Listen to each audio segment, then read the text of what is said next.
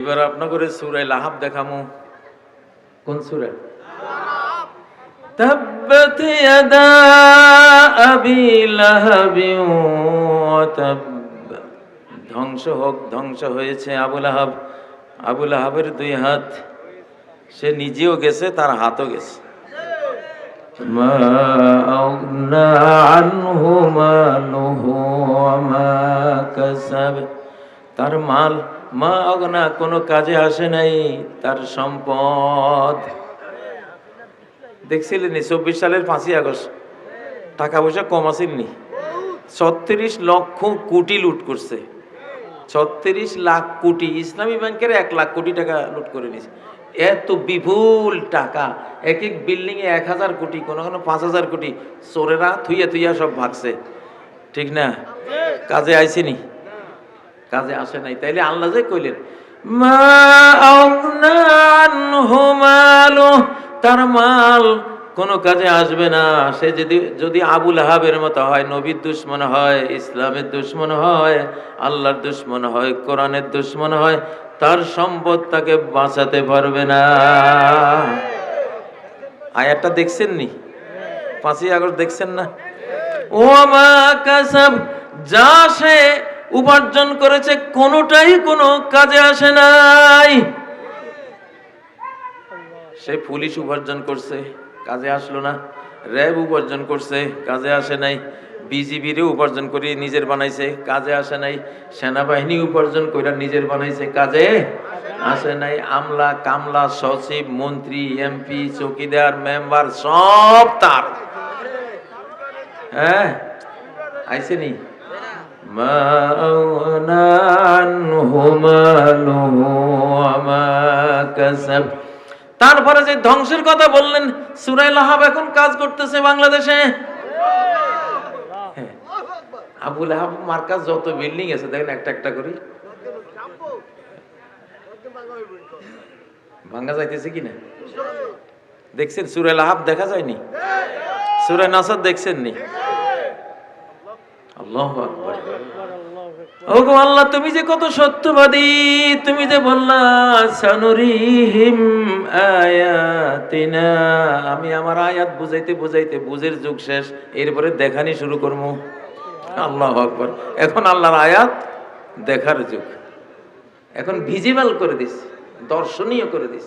এখন মানুষ চোখ দিয়ে আল্লাহর এক একটা আয়াতের তাণ্ডব কাণ্ডকীর্তি, মুমিনদের প্রতি আয়াতের স্নেহ মায়া রহমত বরকত, আর বেঈমানদের প্রতি আয়াতের শাস্তি পানিশমেন্ট টর্মেন্ট ধ্বংসযজ্ঞ প্রত্যক্ষ করবে। আলহামদুলিল্লাহ। এই সূরার শেষ আয়াতটা কি? ফি জিদহা হাবলুম মিন মাসাদ, তার গলায় দড়ি। ফি জিদহা, তার গলায়, হাবলুন মানে দড়ি, তার গলায় দড়ি। কোনো দুর্বল দড়ি না, মিম মাসাদ, শক্তভাবে পাকানো দড়ি। এইসব দড়ির ফয়সালা হয়ে গেছে নি?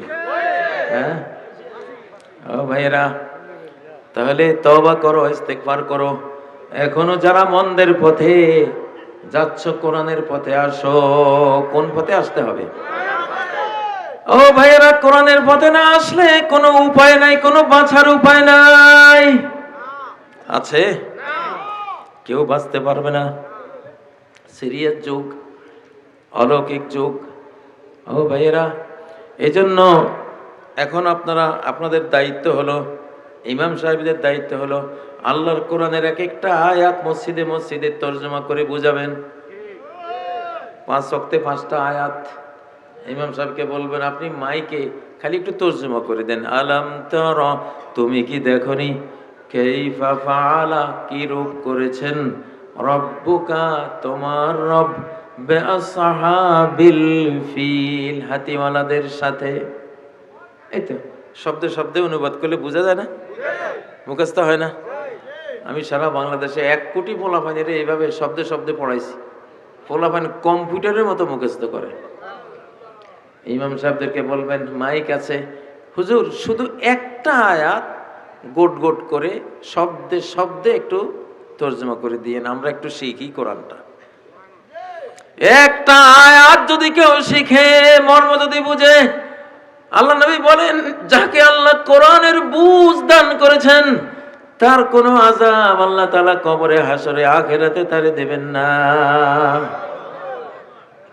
কোরআনের বুঝ যার সিনাকে আলোকিত করেছে, যার মনকে ভিজিয়েছে, যার মনকে ঈমান শক্তিতে বলীয়ান করেছে, সেই ব্যক্তির উপরে কোনো আযাব আখিরাতে আল্লাহ দিবেন না। সুবহানাল্লাহ। একটা আয়াত অর্থ সহ শেখা 100 রাকাত নফল নামাজের চেয়েও আরো বেশি উত্তম। পারবেন একদিনে 100 রাকাত পড়তে? সব নিয়ম কানুন ঠিক রেখা, শান্ত শিষ্ট ভদ্র নম্র ভাবে পারবেন? 100 রাকাত পড়া কত দুরূহ ব্যাপার, কিন্তু একটা আয়াত বুঝে পড়লে তার চেয়ে বেশি সওয়াব। আল্লাহু আকবার।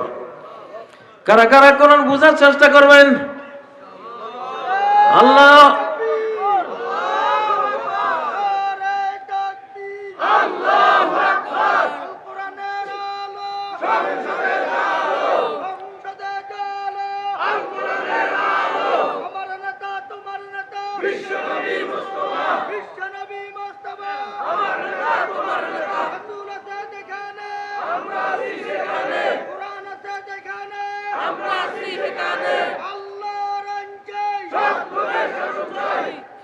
ও ভাইয়েরা, কোরআন শেখার ক্ষেত্রে বয়স কোনো বাধা নয়। উতলুবিল ইলমা মিনাল মাহদি ইলাল লাহদি, দোলনা থেকে কবর পর্যন্ত তুমি ইলম অর্জন করো। ওয়াকাত তাআল্লামা আসহাবুন নবী সাল্লাল্লাহু আলাইহি ওয়াসাল্লাম বাদা কিবারি সিন্নিহিম, নবীজির সাহাবীরা অধিকাংশই বুড়া ছিলেন, বয়স্ক ছিলেন। নবীজির নিজের বয়সও ছিল 40-এর বেশি, ঠিক না বেঠিক? 40 থেকে শিক্ষা শুরু। আবু বকর, ওসমান, আলী, হযরত সালমানের বয়স ছিল 250 বছর। 250 বছর বয়স হয়েছে, কিন্তু তিনি কোরআন শেখা বাদ দেন নাই। কোরআন শেখার কোনো বয়স নাই। এটা এমন এক আশ্চর্য কিতাব, 80 বছর আর 90 বছর, 120 বছরের বুড়েও সেরকম শিখতে পারবে যেরকম মুক্তবের 5 বছরের বাচ্চা শিখতে পারে। এটা কোরআনের মুজিজা। ওয়ালাকাদ ইয়াসসারনাল কুরআনা লিযযিকরি ফাহাল মিন মুদ্দাকির, আমি কোরআনকে শেখার জন্য বহু বহু সহজ করে দিয়েছি। আছো কি কোরআন শিখবে কেউ? আছেন কি আপনাদের মধ্যে? আল্লাহরে দেখান যে আল্লাহ আমরা কোরআন শিখব, হাত নামান। আমি আমার মাহফিলে আমার নিজের একটা কথা বলি, আমি তো 36 দিনের হাফেজ, 36 দিনে আল্লাহর এই কোরআন, পুরা কোরআন বুকে নিয়েছি, আর প্রতি 7 দিনে একবার খতম করি। এই যে এখন গাড়িতে করে আইছি, গাড়িতে বসে বসে আমার আজকের যেই 4-5 পারা 6 পারা আজকে শেষ করছি প্রতিদিন। কত সহজ লাগে, কত সহজ লাগে। আপনি যদি চেষ্টা করেন, আল্লাহ তাআলা বলেন যে আমি না তোরে সহজ করে দিব, তুই ডরাস কেন? আমি তোর লগে আছি না।